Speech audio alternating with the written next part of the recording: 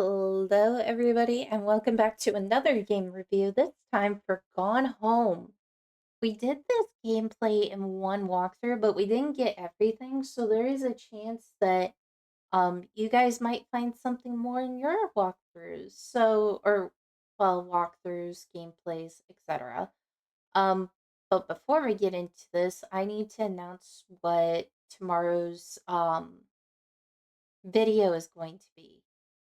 Next walkthrough series. So we are going to be doing the House of Ashes for the Dark Pictures Anthologies Season 1 because Season 2 is supposed to release this October. So I will also be working on trying to get Season 1 finished up before then with a walkthrough for The Devil and Me and a game review for that as well. So we'll be working on figuring that out before October, hopefully.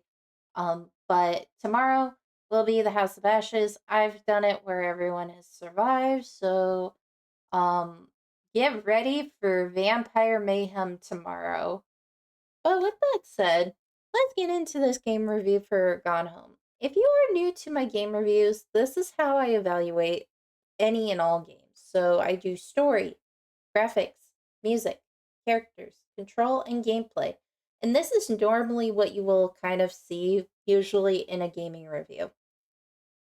But before we get into it, spoilers warning. So if you have not played this and you don't want any spoilers, stop watching right now because this is your one and only warning.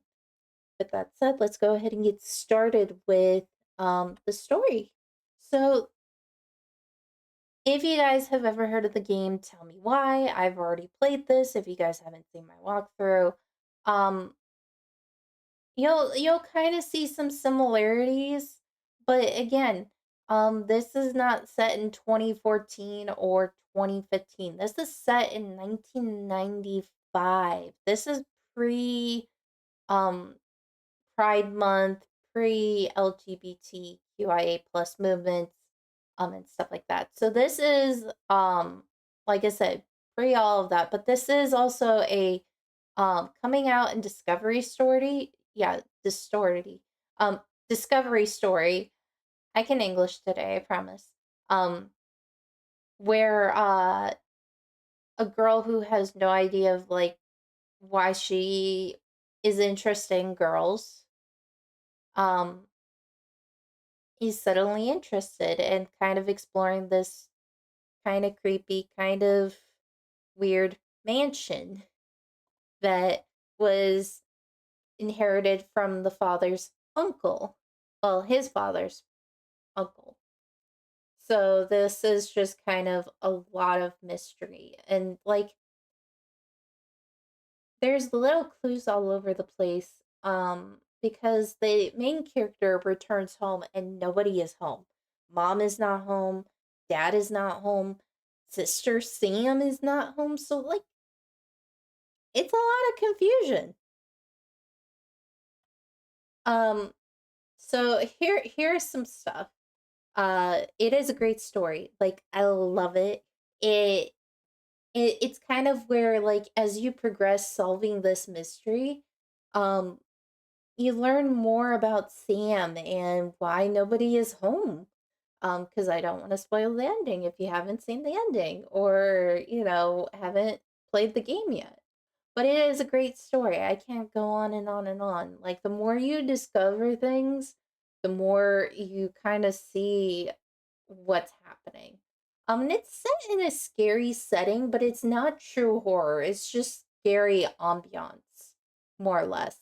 So it's like, you get kind of this thriller feeling, sorry, not feeling, thriller feeling um as you go through the house, but there's no like you're not in danger. You're just exploring the house. It's in a scary setting, but it's not true horror. It's just kind of a little thriller-ish.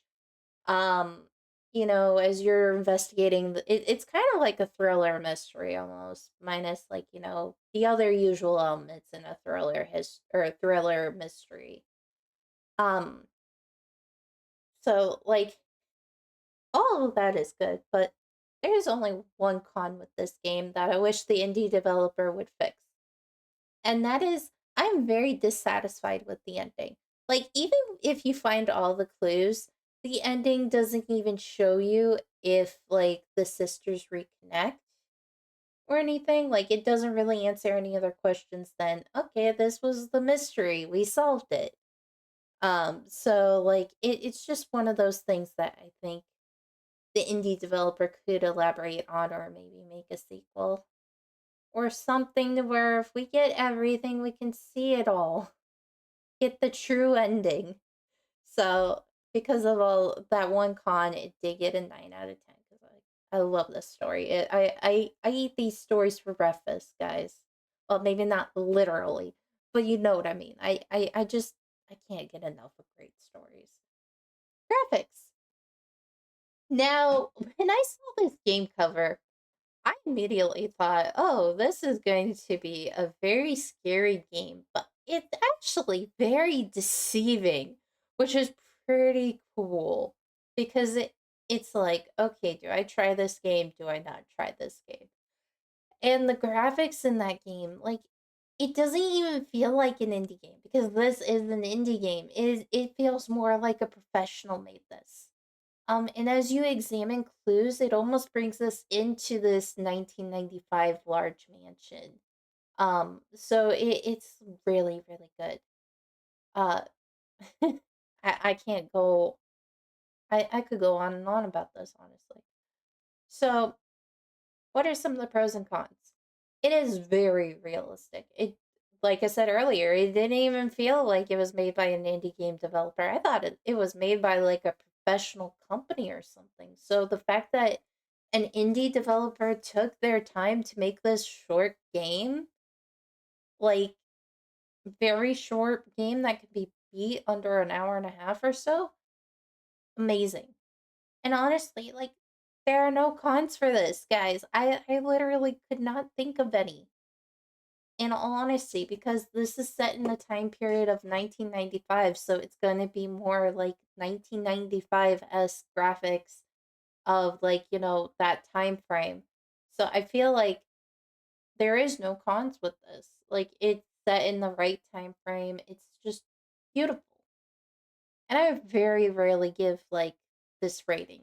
So you guys know it's a really, really good game.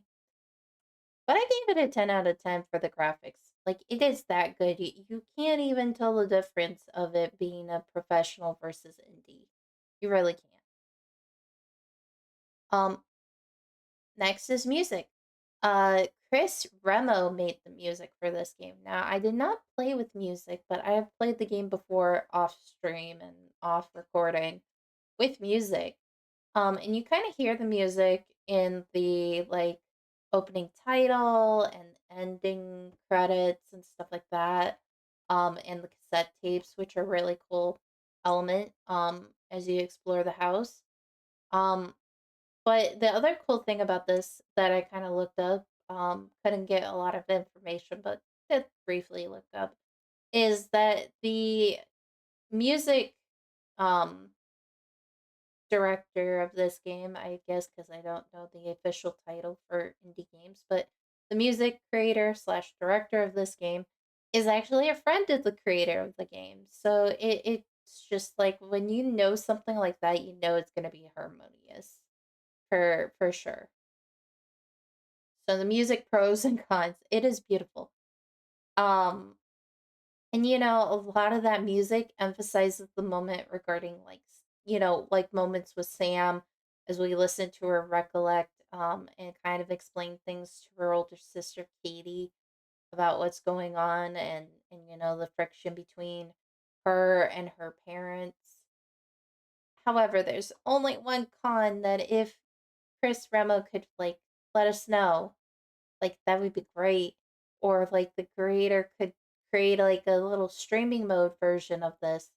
Is there's no streamer mode or knowledge if like any of the music in game would lead to copyright strikes. So like if they know, please share that information with us so that way we can play this beautiful amazing game um for the world because the world needs to know this game.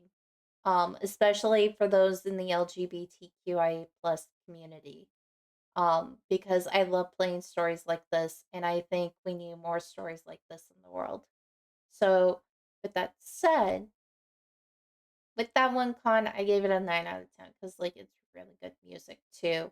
And the fact that they use little cassette tapes to, like, emphasize the music and listening to the music is just really fun. Characters. So there's a very short list of characters, like main characters, and then we have like kind of like many more small characters that are referred to as we explore the house.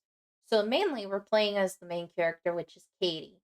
Um, I think it's like Caitlin or something like that is like her real first name, but she's referred to as Katie a lot. Then we have Sam, who is the younger sister of Katie. Terry, I think his full name is Terrence. He is the main character and sister's father. Janice, who is referred to as Jan, is also the mother to the two characters that we're investigating into. Then we have Daniel, who's like a childhood friend of Sam's from the old neighborhood they used to live in before they moved into this mansion. Um, I think Terrence and Janice were kind of hoping her and Daniel would be a thing until Sam started her new school. And she got referred to as this girl of this house, this crazy house. Um, so it kind of made her different. But like Lonnie was the only one that like really was intrigued by this and wanted to check this out with Sam, and so they grew close. Eventually, after Sam lied to her mother and father about where she went because she went to a concert with a friend in the city, well, with Lonnie in the city, her and Lonnie shared like a couple intimate moments and then kind of trying to figure things out. So they had this like secret relationship because at this time it was not common um for for basically relationships of the LGBTQIA plus community to occur where it was accepted. This was kind of more conservative times. So it was very, very big key factor in the Gone Home game of exploring this relationship that Sam had with Lonnie. But we also had other characters like Lonnie's friends slash the band that they started. There was Daniel's mother, who's close friends with Janice. There's like some letters and stuff regarding, Terrence's work as a writer and an editor, um, and regarding like colleagues and stuff. And then there's Janice, who worked really hard and got a promotion at work. So it's a lot of highs and lows and various characters based on looking around and stuff.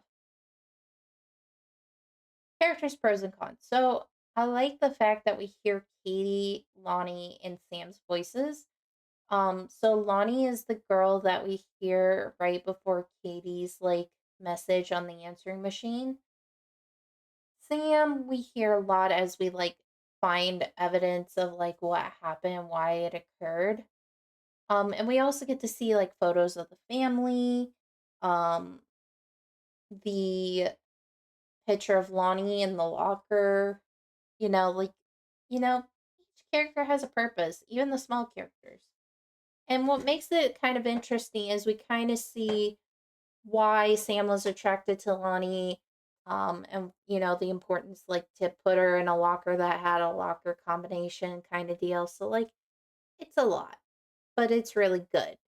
However, like I said, it's kind of hard because you have to keep up with all these characters as the main character because you're alone. You don't have help. You can't do co-op on this.